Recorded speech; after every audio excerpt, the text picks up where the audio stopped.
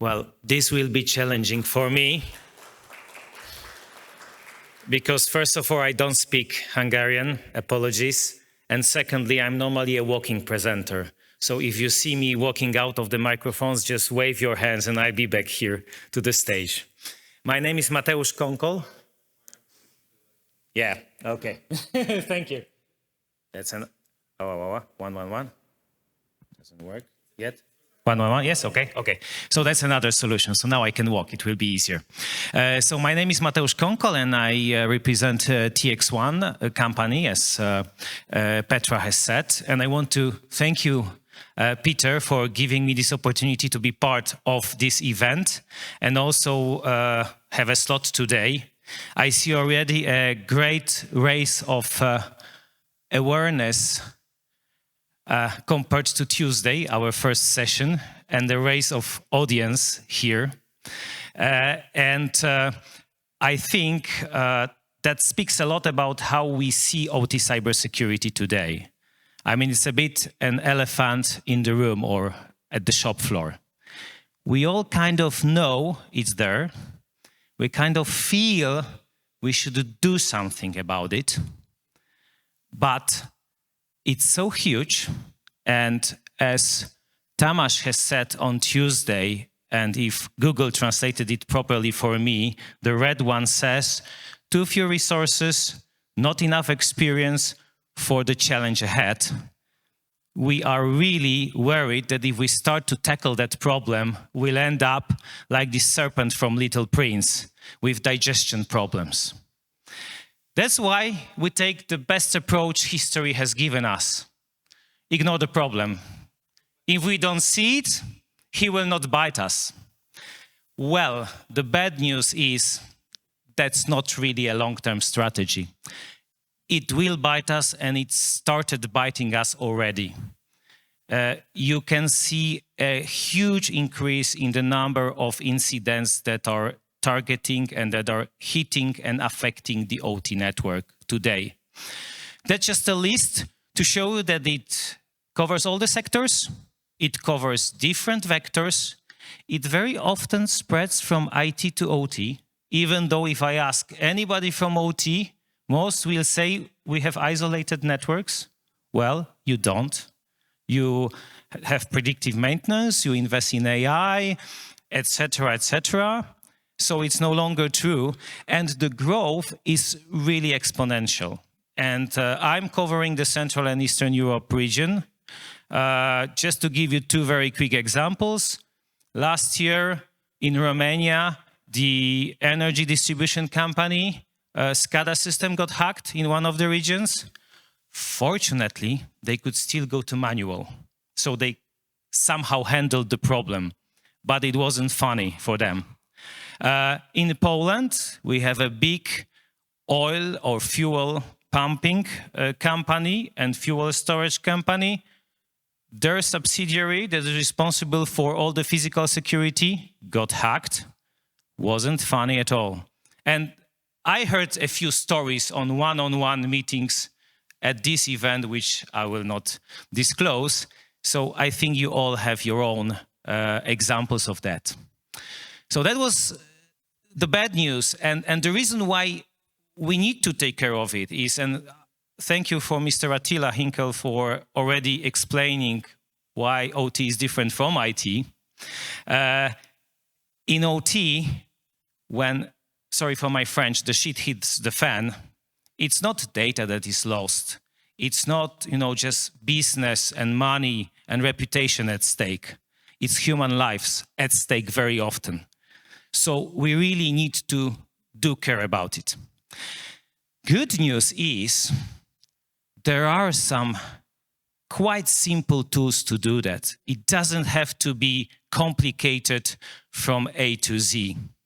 And to create such tools was the major aim of two renowned parents, Moxa, you probably know this one, I don't have to introduce it, and Trend Micro, a big cybersecurity vendor, to create TXOne 5 years ago, just to focus on creating from ground up solutions that are dedicated for OT protection.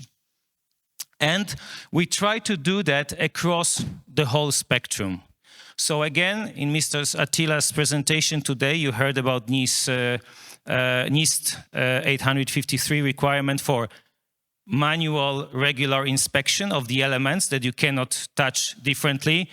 That's one of the reasons we have our security inspection family to provide you tools to do that. Then we have dedicated agent protection for your ICS infrastructure that is created specifically for OT. And then we have what already Petra introduced, a set of network devices that you can easily implement into your network without changing your production network layout, without reconfiguring anything, and it will give you additional tools to protect. I will not spend time right now to provide the details. I invite you to our stand for that. But what I would like to point out is that all of those tools has been created with OT in mind. So what I mean by that is they are ready for isolated environments. Each of them can work totally in air-gapped situation and still provide the right and efficient security. They support old operating systems. Who want to buy a 5-year-old laptop? Anybody interested? Who would let go a 10-year-old production line and swap it to a new one? Yeah, that's a big difference, and we know it. So you will see that we can support systems from Windows XP upwards, and we are not afraid of it. And we do it in a lightweight form so that it doesn't kill your HMIs, SCADA stations, etc. We understand OT protocols. So it's not like me trying to find out a spy, listening to you speaking Hungarian. I would fail on that. Well, we understand the OT Hungarian, and thus we can act on it. We try to make them as transparent as possible so that there is no delays or negative effect on OT. And last but not least, we really focus on auto-learning. We know and we understand that the production environment has been built over the years. It's very often a bit of a patchwork. It's very often complicated. And as we cannot accept any false positives, we need to be sure that we define our security rules properly. And it's a big difficulty if you need to do it from scratch by yourself. That's why we provide you as much assistance as possible to automatically fingerprint and understand what your ICS station is really doing in the production process, or what is the communication that is required for the process to work, thus helping you create rules that will protect that and stop anything that is unwanted. I encourage you to, after you visit Tamás on the Alvarad stand and you see how you can hack an OT environment, to visit us and talk to Sebastian, my colleague, who can show you how you could protect from this hacking pretty easily. We are still there outside. And on a last note, one thought. Yesterday we saw Tamás trying to sell cybersecurity to a very renowned factory in Hungary, Com-Forth, KFT. And one of the questions was, which of my customers will pay for cybersecurity? And it's a very valid question, but it's equally valid to the question, which of your customers has paid for the walls and the roofs of your factory? I bet none directly. Yet, you rather don't let your factory work in this environment and let it be exposed to any external storms. I encourage you to look at the virtual part of it the same way.